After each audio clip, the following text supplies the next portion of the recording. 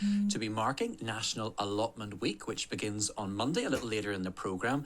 And we've a sort of a grow your own theme this morning, because before all that, we're heading to the northwest, where around 200 families have been learning to grow fruit and veg, thanks to the Acorn Farm I Can Grow project. Among them is mum Vicky Swan from Drumahoe in the Faughan Valley. She's been enjoying a bountiful harvest from her small backyard, and Helen Mark's been to have a look.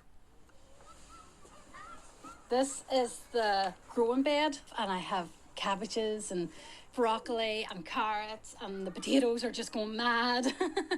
And then I went even further and I got myself a greenhouse. And it's really exciting today too, because some of my tomatoes are starting to ripen. I only noticed them today, so I'm like, yay, I'm going to start getting tomatoes soon. I can't wait to try my own tomatoes that I've been growing, and I know where they came from and what went into them and how they're going to taste. It seems so silly, but I'm really excited about it. You know, I think this kind of thing's wonderful, where you can grow your own food. Like, there was a time where I couldn't get peppers, and now I'm growing my own peppers.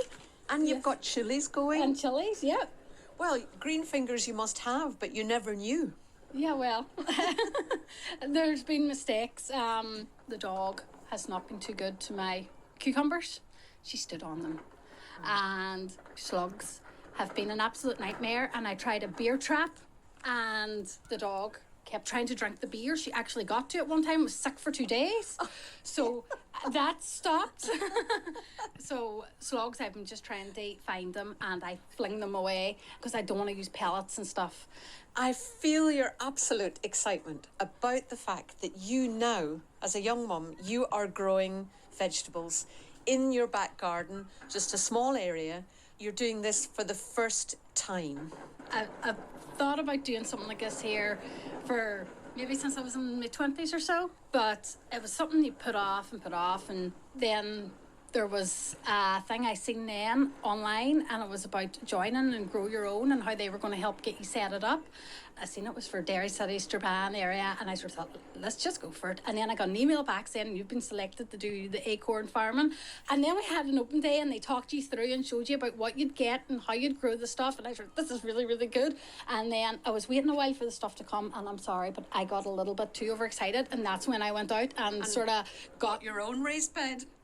That if you think back, 12 months, a year ago, would just not existed, but for the project that you got yourself involved in. Yes, this project really was just the push I needed to try doing this stuff, and I have just went full throttle with it.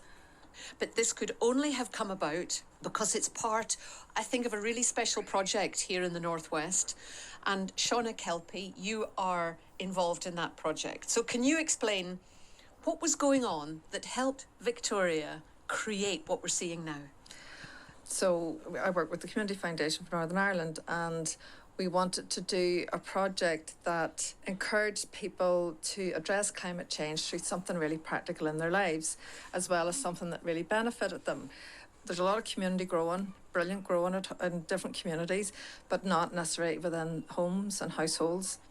So we came up with this plan with all of our partners, conservation volunteers, Derry City and Strabane District Council, and Social Farms and Gardens, NI, and Development Healthy Communities. I want to say them all because they're all involved.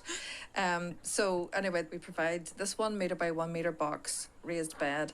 We provide the compost, which comes from our food waste in our region, and all of the seedlings for the initial plants, the education on what soil is.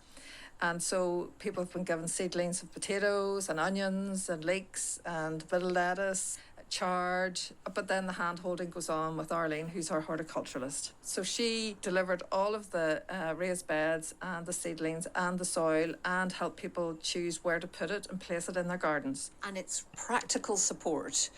The thought of growing food for some might be quite overwhelming, or they think, I don't have that kind of lifestyle, or I don't live in that kind of place where I'll be able to grow my own food. And that's often the barrier. They're even frightened to say, I don't know what the initial steps are.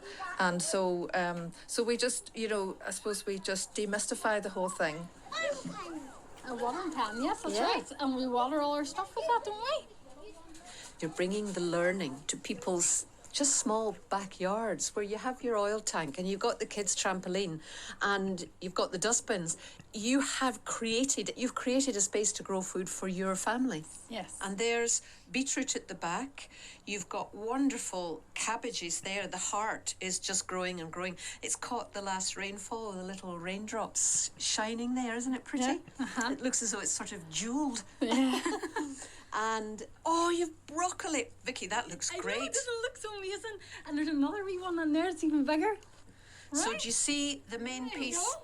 down in there? Uh-huh. Once it's sizable, just slice that off and you will see other small broccoli florets coming up so you can have broccoli for quite some time. Right, okay. Watch out for the white butterfly. It'll lay its eggs. They'll be little caterpillars eventually and they'll eat everything that they can possibly see. Oh, right there. See, So it I'm might learning need something covered. new all the time. Yeah. Well, gardening is about sharing knowledge, is it not? Yeah. You can see how the leaves there have been eaten. That's the caterpillars eating, have munched their way through the leaves, and you just leave the veins. You could put netting over it. Vicky's garden is one of 200 gardens in Derry City and Strabane District Council area. We were actually oversubscribed. We had 600 applications for 200 spots. People want to grow. People do want to grow and they want to understand it and they want to be part of it. I think it's something that could be replicated throughout, the various council areas.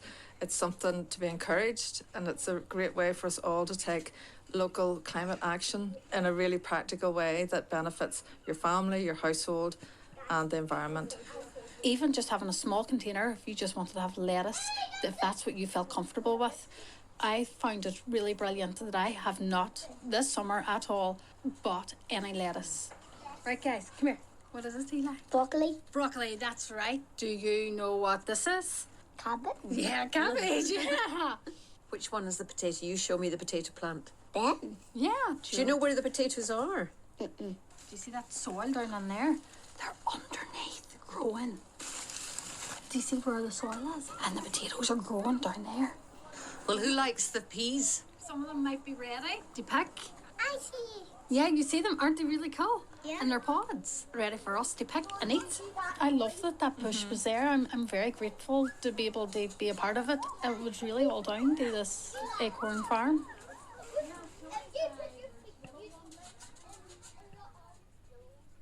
Helen Mark there at Acorn Farm. Isn't that an absolutely fantastic project? Well done to all those involved, and hopefully they'll be bitten by the bug and they'll want to keep growing next year.